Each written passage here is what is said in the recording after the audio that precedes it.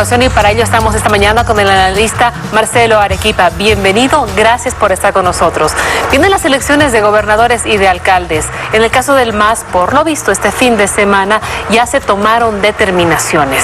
Ahora, ¿quién o quiénes tienen el poder de definir quiénes van a ser los candidatos dentro del movimiento al socialismo? Natalia, buenos días, gracias.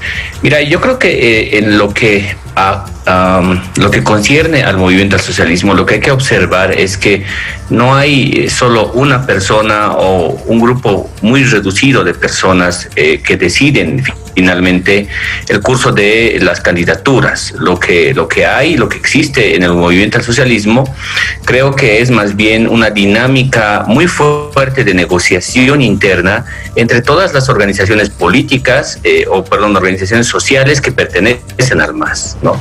Entonces, esa negociación que exista política entre las organizaciones sociales va a decantar, creo, un primer nivel que va a ser las candidaturas que se van a proponer, y ese primer nivel de candidaturas propuestas seguramente luego va a ser discutida por el comité político del movimiento al socialismo. Entonces, hay, creo yo, en el movimiento al socialismo una suerte de una disputa interna muy fuerte, pero una disputa interna muy fuerte que se construye desde abajo hacia arriba. Y en ese contenido creo que hay que observar la construcción de las candidaturas. Muy buenos días, Marcelo Arequipa. Lo saluda Gabriel Oviedo desde Santa Cruz, también con preguntas al respecto de lo que suceda dentro del movimiento al socialismo. ¿Cuál cree usted que va a ser la participación de Evo Morales en estas próximas elecciones subnacionales y la de Luis Arce, actual presidente, y David Choquehuanca, actual vicepresidente? Gabriela, buenos días. Mira, yo creo que como nunca antes en la historia política de este país, tenemos que empezar a separar dos ámbitos. Uno, que es el hecho de la administración del poder político, y el otro, que es la administración de la organización política. Hasta ahora, lo que habíamos visto siempre es que el presidente del Estado normalmente concentraba también la dirección del partido político. En este caso no está ocurriendo eso, porque en el MAS hay una suerte de una doble dirección, una del poder político, por eso, como decía, del gobierno, y otra de la organización. Ahora, ¿cuánto influirán? Yo creo que van a influir ciertamente, porque si hay algo que nos demuestra la historia es que los cambios y la circulación de élites políticas dentro de las organizaciones no se dan de la noche a la mañana como si fuera, digamos, sale blanco, entra negro o viceversa, ¿no? No es de una forma automática. Lo que ocurre siempre es que los viejos elementos se mezclan con lo nuevo. Ahí es donde deberíamos empezar a fijarnos en realidad, es decir, ¿qué tipo de resultado va a dar esa mezcla de lo viejo con lo nuevo? Si esa mezcla va a dar luego sentido o va a dar como resultado algo mucho más interesante para el país, pues todos habremos ganado. Pero si ese resultado de esa mezcla de lo viejo con lo nuevo va a generar, digamos, más de lo mismo, digamos, más desazón frente a la población, entonces luego, por tanto, el mismo movimiento al socialismo se habrá, creo, anotado un punto en contra, ¿no? Ahora, enfoquémonos en las actuales autoridades. ¿Cuál va a ser el rol de Luis Arce y de David Choquehuanca en todo esto? Sobre todo creo el rol de David Choquehuanca, que creo que ahí es mucho más importante en términos políticos, porque creo que David cruza entre lo que es la administración del Estado y lo que puede ser, o lo que es más bien la comunicación con las organizaciones sociales de base del MAS. Creo que es bien importante esa articulación que vaya a generar don David Choquehuanca, porque eso le va a dar un poco el engranaje de lo que significa la conexión de la calle con el poder político. Ese elemento es fundamental, porque Luis Arce se está dedicando claramente a gobernar, a administrar el Estado, que es lo que tiene que hacer, obviamente, pero también necesita del acompañamiento de alguien que lo conecte con las organizaciones sociales y con la Asamblea Legislativa. Ahora, ¿cuál es la relevancia de las elecciones de gobernaciones y alcaldes en la disputa por el poder en Bolivia?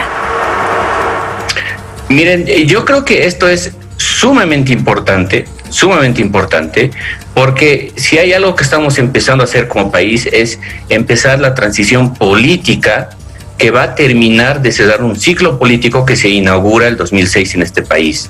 Y empezar la transición política tiene mucho que ver, mucho sentido con esta elección, porque esta elección subnacional lo que va a dar como resultado va a ser una nueva generación de políticos. políticos en el país. Es decir, aquí yo creo que realmente se juega Bolivia el futuro político como país. Este va a ser el recambio que probablemente esté presente en la siguiente elección general del 2025.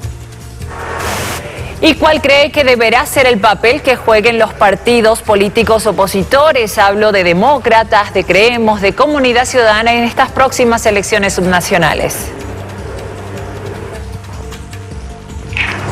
Sí, mira, Gabriela, yo lo que veo son dos cosas, son como dos libretos distintos. El primero es qué es lo que está haciendo, qué es lo que hacen las oposiciones políticas en el legislativo. Y lo que veo es que, por un lado, Comunidad Ciudadana sigue pensando y sigue diciéndonos a Bolivia que el problema de Bolivia es un problema político y es un problema legal. Es decir, sigue sin dar en realidad respuestas sobre las cosas que le preocupan a la población. Sigue dejando que el gobierno, el movimiento al socialismo, tome la iniciativa de la agenda pública en economía y en justicia, por ejemplo, solamente por dar esos dos datos. Lo segundo es, creo que el señor Camacho sigue pensando que puede jugar con un pie dentro del sistema político y con otro pie por fuera del sistema político. Y creo que eso lo sigue manteniendo en un limbo a ellos, sin poder actuar de forma concreta. Luego de eso, la segunda dimensión es las estrategias distintas a nivel territorial que están haciendo las oposiciones.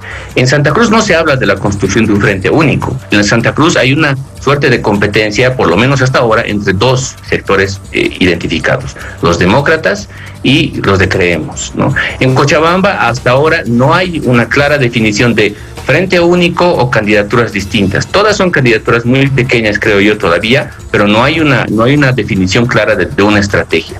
En cambio, en La Paz, en la ciudad de La Paz, hay una estrategia de intentar hacer un frente único para competir contra el MAS.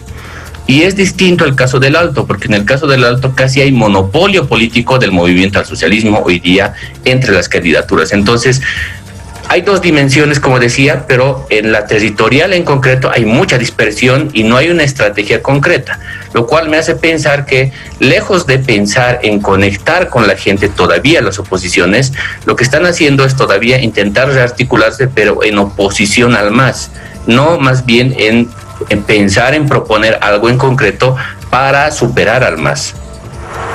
Agradecemos por el